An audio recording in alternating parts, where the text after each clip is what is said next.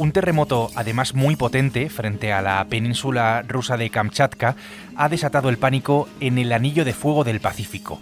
Esta es una de las zonas de mayor actividad sísmica de todo el planeta. Sobre todo lo ha hecho por la alerta de tsunami que ha llegado a países como China, Japón, Estados Unidos, Chile o Nueva Zelanda. Ha habido evacuaciones, desalojos, erupciones, olas de hasta 5 metros, pero no grandes daños. Soy Javier Atard y hoy es jueves, es 31 de julio. El Mundo al Día, un podcast del Mundo.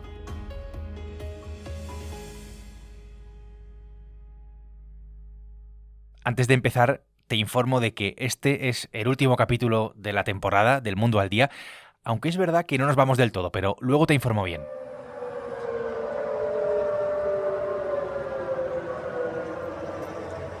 Así es como sonaban las alarmas, las alertas en Chile.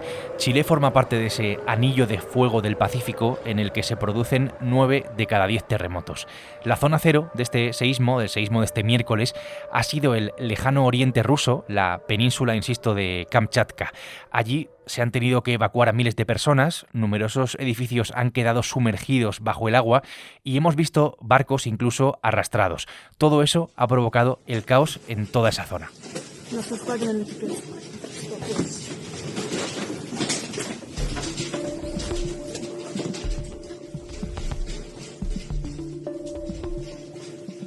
Hoy necesito respuestas, las voy a buscar con mi compañera Teresa Guerrero, que es periodista de Ciencia del Mundo. Teresa, hola.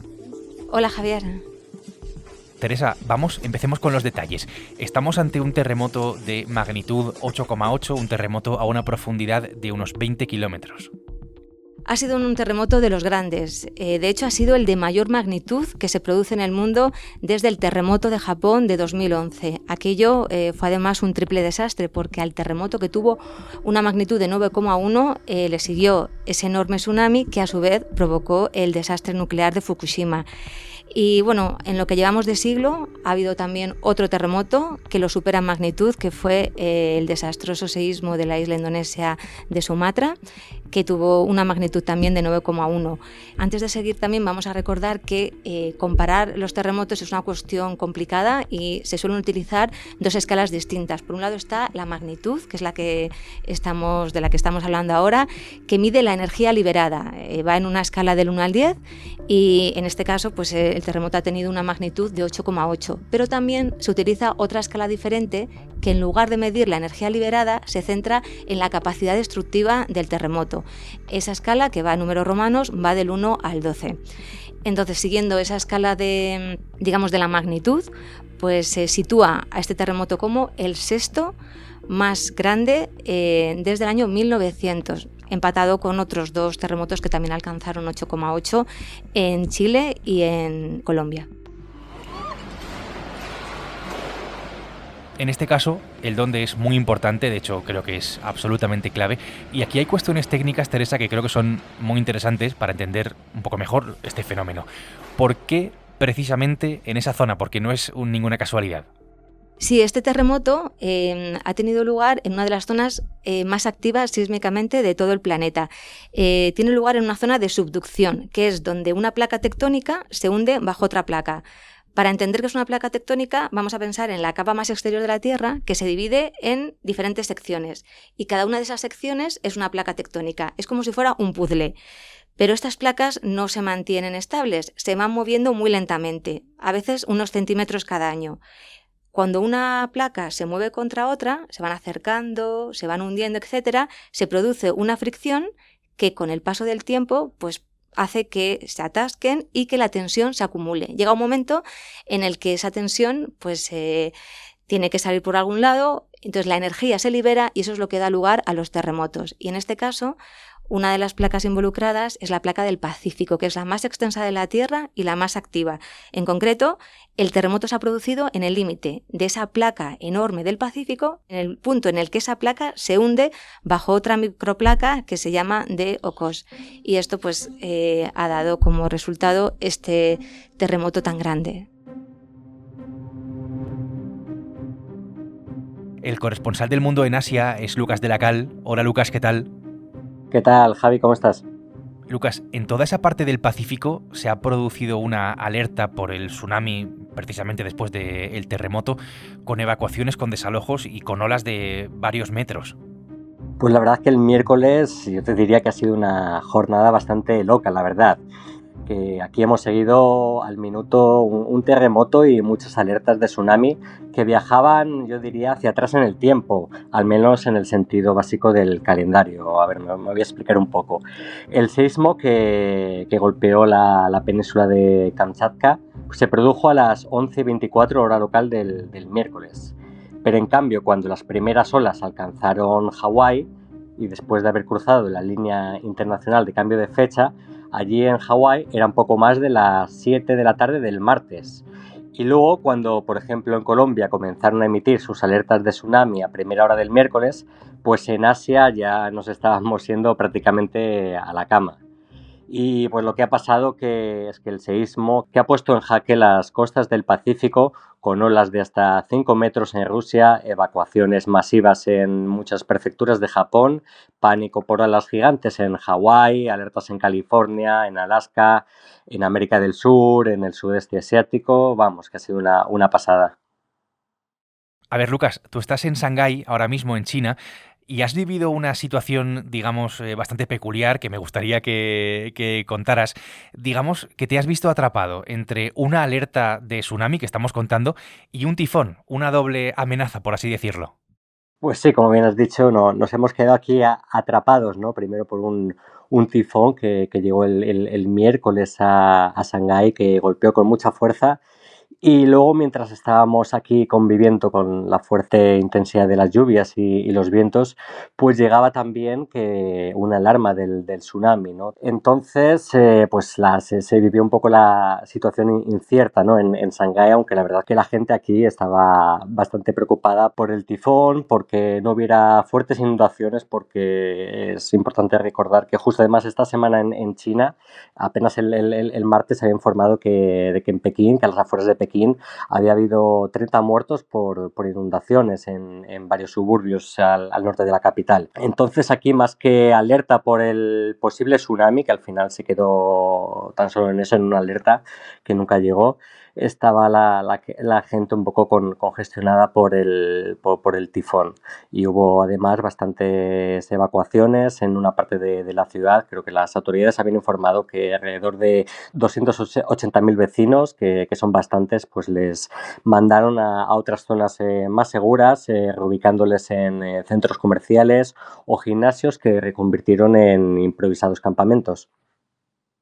8.8 earthquake has put the entire California coast, including the Bay Area, under a tsunami advisory. El terremoto ha puesto en jaque a las costas del Pacífico por esa alerta de tsunami que estamos contando y que poco a poco se ha ido diluyendo.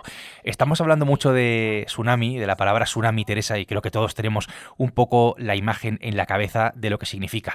Pero cuéntame, expliquémoslo exactamente qué es, qué relación tiene, en este caso, con el terremoto y cómo se genera un tsunami. Pues un tsunami o maremoto, que es como se llamaban antes, pues no es más que una serie de olas que se generan cuando se desplaza una gran masa de agua. Y ese desplazamiento de esa gran masa de agua pues puede ser generada por terremotos submarinos, que eso es lo más habitual. Entonces, cuando hay un terremoto, como explicábamos antes, lo que se produce es un gran desplazamiento del fondo marino u oceánico. Y cuando son terremotos de gran magnitud como este, pueden llegar a provocar un desplazamiento de varios metros. Y esto es lo que provoca que esa masa de agua pueda moverse. Hay que decir que cuando hay un terremoto de tal magnitud, pues es muy probable que haya un tsunami, pero no siempre se produce. Y cuando se produce puede ser muy distinto porque cambia mucho la velocidad a la que se desplaza toda esa masa de agua y también la altura de las olas. Fíjate que pueden llegar a viajar a velocidades de hasta 800 km por hora y cuando llegan a la playa pueden llegar a alcanzar olas de hasta 30 metros. Normalmente, afortunadamente, es una altura menor, como estamos viendo en este caso, que de hecho se esperaban olas grandes en algunas zonas y bueno, están siendo importantes, pero de varios metros.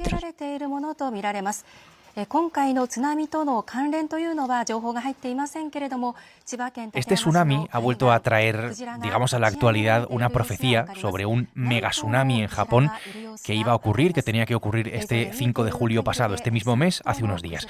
Una teoría abonada por un manga, por un cómic, que había generado además mucho revuelo, especialmente, esto hay que decirlo, en Occidente, gracias también a las redes sociales, llegando incluso a provocar anulaciones, cancelaciones de viajes a Japón. Lucas, Japón es un país, digamos, es muy disciplinado, está muy preparado para estos sucesos porque precisamente tiene que convivir con todo esto. Japón, estamos hablando de un país donde ocurren de media 1.500 terremotos cada año, aunque la mayoría son leves y apenas se sienten. Digamos que la población está muy preparada y tiene muy claro el manual que deben de seguir en cada vez que hay una catástrofe. Lo vimos ayer cuando en los primeros avisos de tsunami en las prefecturas costeras más afectadas, pues enseguida los vecinos se evacuaron ordenadamente hasta zonas elevadas o hasta las azoteas de los edificios. Entonces, en ese sentido, es una sociedad que está muy preparada y sobre todo después de la desgracia que pasó en el tsunami de 2011. Sobre el cómic que comentas, que no deja de ser una anécdota, pero como bien has dicho, sí que es cierto que sobre todo a principios de verano hubo varias cancelaciones, sobre todo desde otros países de Asia, principalmente desde Hong Kong, desde Taiwán o desde países del sudeste asiático, por este miedo que había a las supuestas premoniciones de este cómic de una autora, Ryo Tatsuki, que ha escrito varios cómics en base a lo que ella ha llamado sus sueños premonitorios, ¿no? Que luego los plasmaba en los manga. Ella pues dice que ha visto eventos del futuro en su día, como lo fue la muerte de Freddie Mercury, de la princesa Diana, incluso del tsunami terremoto de 2011. Entonces sí que había un paralelismo en una predicción que hizo, ¿no? De que iba a haber un devastador tsunami en julio de 2025. Y por ahora no ha sido devastador, pero claro, en cuanto pasó lo del miércoles, pues en muchas partes del mundo, ¿no? Se hizo viral este recordatorio del manga de esta autora. A ver, aquí hay una cuestión que creo que está bastante clara, que es que las alertas de tsunami funcionan en este momento muy bien. También hay que tener en cuenta que cada 75, 100 años se producen en esa zona de la que estamos hablando terremotos que son muy grandes. Entonces, sin ser alarmistas, Teresa, pero siendo además conscientes de que es un tema que preocupa en Japón y en toda esa zona del Pacífico. Esto de los megatsunamis, de los megaterremotos, ¿puede llegar a pasar realmente? ¿Podemos de alguna manera predecir que esto va a suceder? Pues desafortunadamente los científicos no pueden prever con antelación de horas o días o semanas cuándo se va a producir un terremoto. Lo que sí saben, por el estudio de la tectónica de placas, pueden estudiar ese movimiento, pueden hacer estimaciones de la energía que se acumula y sí que pueden prever y saben que en las zonas en las que históricamente se están produciendo terremotos muy grandes y tsunamis en muchos casos, pues se van a volver a repetir. Y efectivamente, esta zona involucrada en este terremoto y una zona que está más abajo en Japón, pues es un punto caliente.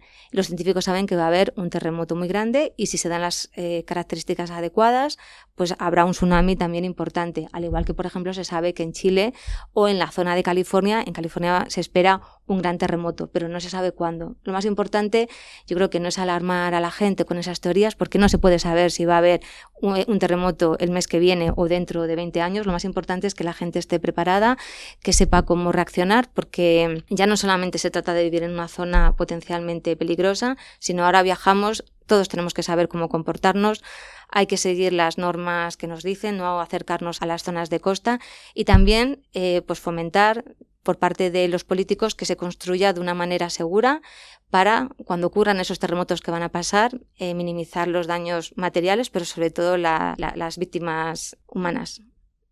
Que eso al final creo que es lo más importante. Teresa, gracias por la explicación, gracias por ayudarnos a entender mejor todo esto. Gracias a ti, Javier. Lucas, a ver si termina el tifón ya por ahí, si deja de llover. Gracias por estar en El Mundo al Día y gracias por contarnos todo lo que ha pasado en el Pacífico. A ti, Javi, un placer como siempre.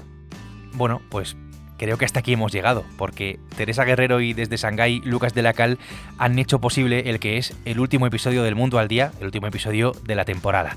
Ha sido un placer, de verdad, por mi parte, compartir un año más. Hemos intentado estar a la altura en un curso en el que ha pasado absolutamente de todo y que, por cierto, es otra vez nuestra mejor temporada. En el número de oyentes, en el número de reproducciones, en el número de suscriptores, en todo. Así que, de parte de todos los que hacemos posible el Mundo al Día, todos los días, muchas gracias. Yo, por mi parte, me voy de vacaciones, pero es verdad que no me voy del todo, digamos. Tiene esto un poco de truco. El Mundo al Día te va a seguir acompañando durante todo el mes de agosto, si te parece, si quieres, con una selección de los mejores episodios de este año, a partir de mañana. Además, los nuevos episodios regresan en septiembre aquí en El Mundo al Día. Así que, gracias y feliz verano. Has escuchado El Mundo al Día, un podcast del Mundo. Pues lo tenemos.